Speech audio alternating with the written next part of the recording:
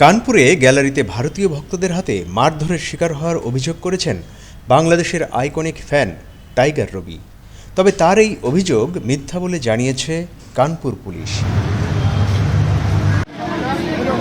আজ শুক্রবার কানপুরের গ্রিন পার্ক স্টেডিয়ামে টেস্ট সিরিজের দ্বিতীয় ও শেষ ম্যাচে ভারতের মুখোমুখি হয় বাংলাদেশ। খেলা শুরু হওয়ার কিছুক্ষণ পর এমন অভিযোগ করেন রবি নিজেই। পুলিশ তাকে তাৎক্ষণিকভাবে হাসপাতালে পাঠায়। পরবর্তীতে কানপুরের एसीपी अभिषेक पांडे बोलें, आज भारत बांग्लादेश के बीच हो रहे क्रिकेट मैच के दौरान एक दर्शक जिनका नाम टाइगर है, उनकी तबीयत अचानक से खराब हो गई थी और जैसे ही उनकी तबीयत खराब हुई वहाँ मौके पर उपस्थित पुलिसकर्मी के द्वारा उनको उठाया गया और जो मेडिकल टीम है उनकी सहायता से उपचार हेतु उनको भेज दिया गया। अभी उनकी तबीयत ठीक है।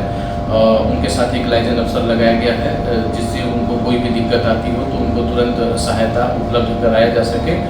मारपीट की कुछ सूचनाएं इसमें चल रही थी जो बिल्कुल ही निराधार है। मारपीट की कोई घटना उनके साथ नहीं हुई है। उनकी जो चोट में गिरने की एक वजह जो उनसे बातचीत के दौरान पता चला है वह आ रही है। এর আগে পুলিশ জানিয়েছিল মারধরের অভিযোগ করেছে রবি। সিসিটিভি ফুটেজ দেখে দোষীদের বিরুদ্ধে ব্যবস্থা নেওয়া হবে। হাসপাতালে পাঠানো হয়েছে ইনজুরির চেকআপের জন্য। हमारा तबीयत खराब होएगा, पुलिस हॉस्पिटल में नहीं आएगा, ट्रीटमेंट करेगा तो এখন আমি অনেকটা সুস্থ हो गया। नाम एड्रेस? मेरा नाम रूबी है, बांग्लादेश में आएगा, विशाल आएगा, परीक्षा में आएगा। नाम पिता का नाम एड्रेस? पिता का नाम हसन अली में मैं खुलना के थका है। मेरा बाप नहीं होगा, मेरा माँ। डिस्ट्रिक्ट कौन सा? डिस्ट्रिक्ट खुलना में।